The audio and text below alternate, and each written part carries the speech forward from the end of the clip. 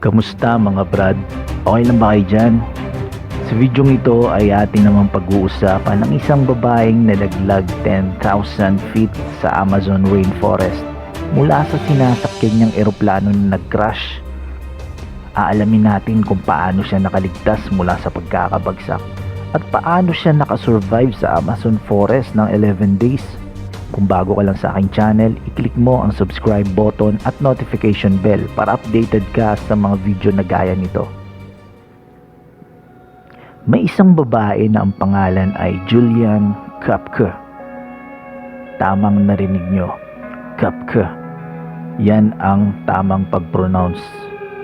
Si Julian ay lumaki sa Lima, Peru. Bago sila lumipat ng pamilya niya, noong 14 years old siya, sa Panguana Ecological Research Station na kung saan ang kanyang tatay ay nagtatrabaho dito para mag-research kasi ang tatay niya ay biologist. Pagkaraan ng 2 taon nakasama niya ang kanyang magulang sa Panguana Forest, si Julian ay kailangan bumalik sa Peru para ipagpatuloy ang high school, kaya umuwi nga siya kasama ang kanyang nanay. Noong December 24, 1971, si Julian ay 17 years old noong panahon na yon. Siya at ang kanyang nanay ay gustong gusto na magbakasyon uli sa forest na kinaroroonan ng tatay niya para bisitahin sa Pasko. Ang kanyang ina ay gusto sana na lumipad ng mas maaga patungo sa Pucallpa. Ito yung city na malapit sa Panguana Forest. Kaso nakiusap si Julian na baka pwede sa December 24 na lang sila umalis kasi may sayaw pa sila sa school sa December 22 at sa 23 naman ang graduation nila. So okay lang naman sa nanay niya kaya napagdesisyonan na sa December 24 na sila aalis. Ang airport ay punong-puno ng tao dahil nga syempre bisperas ng Pasko. Marami ngang flight na nakansela at sobrang dami ng tao, lalo na sa ticket counters.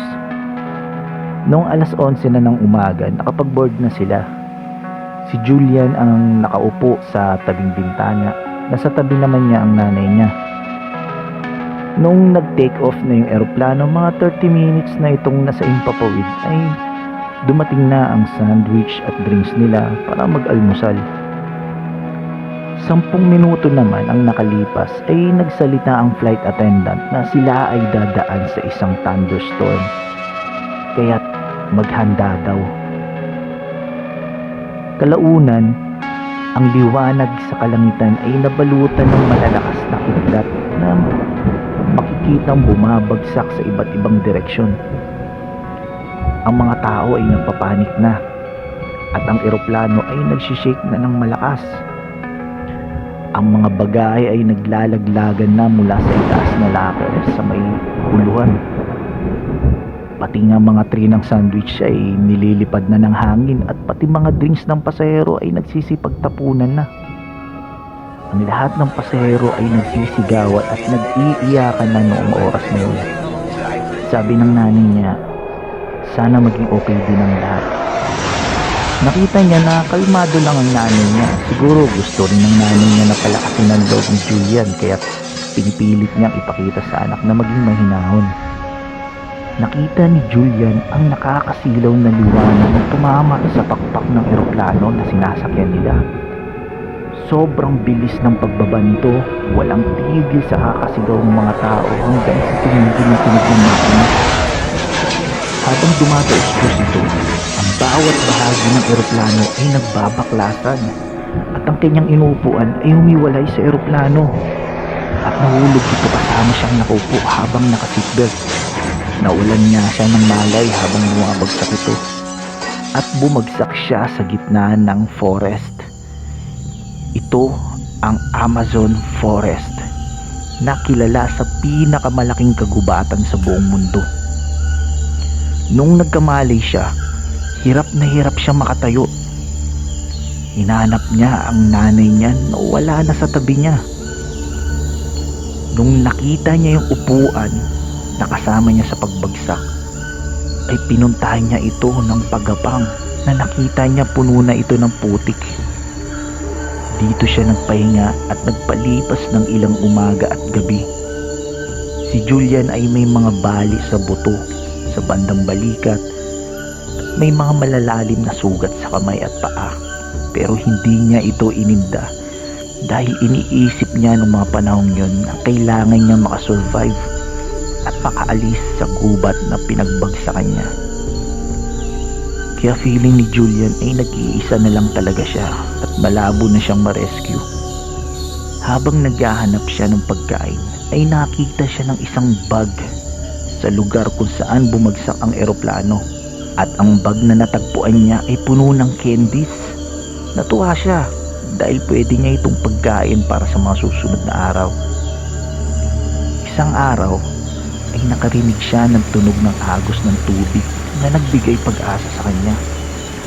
Ibig sabihin, si Julian ay may mapagkukunan na ng tubig para mainom.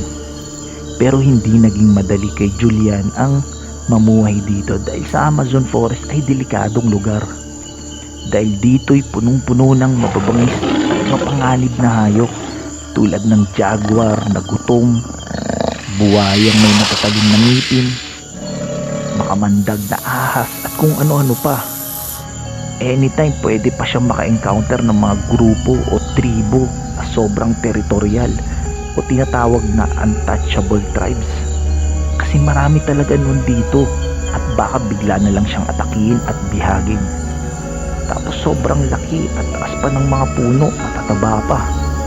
Tapos masukal pa masyado. Baka mamit pa niya si Tarzan dito. Pagkaraan ng ilang araw ng paglalakad ay nakatagpo din siya ng isang malaking ilog. Marahil ito na yung Amazon River. Pero wala pa rin tao. Kaya't kinakailangan niyang tawirin itong ilog. Hindi nga niya naisip na maaari siyang atakihin ng mga bangis na buwaya o pirana. Pero patuloy lang siyang tumawid. Pagkaraan ng 10 araw niyang pananatili sa gubat, ay may nakita siyang nakataling bangka at hindi siya makapaniwala sa nakita niya. Malapit dito ay may kubo at pumasok siya rito pero walang tao. At dito siya muna sumilong at nagpahinga. Kinabukasan ay nagising siya sa boses ng mga lalaki sa labas ng kubo. At maya't maya ay pumasok sa kubo at nakita siya ng mga ito. Tuwang-tuwa na naluha siya nang nakita niya ang mga ito. Kaya't kinuwento ng babae ang lahat-lahat ng nangyari sa kanya at pinagdaanan niya. Kaya't ang 3 lalaki ay agad-agad siyang binigyan ng paunang lunas at pinakain. Kinabukasan ay tinulungan siya ng mga ito umuwi. Pero idinaan muna siya sa ospital para mabigyan ng karampatang gamot. Dumating ang kanyang tatay sa ospital at nagkasama silang muli. Ang rescue team naman ay pinuntahan din siya at tinanong ang detalyeng lokasyon ng kinaroroonan ng pagbagsak ng eroplano upang mapuntahan nila ito. Dito ay napag-alaman niya na siya lamang palang nakaligtas ng buhay sa pagbagsak ng eroplano. Nakakalungkot nga dahil maging ang nanay niya ay kasama sa nasawi. Ganun pa man, ang istorya na ito ay nakakahanga at ang isa sa mapupulot na aral natin dito ay maging mas matimbang at malakas ang paghahangad ng isang tao na mabuhay kaysa sa trahedya o sakunang pinagdadaanan nito. Anong gagawin mo kung ikaw ay na-stuck sa gitna ng kagubatan sa loob ng 11 days? I-comment lang sa baba para malaman din ng iba. Kung nagustuhan mo ang video na ito ay huwag kalimutang i-like at i-share. Hanggang sa muli!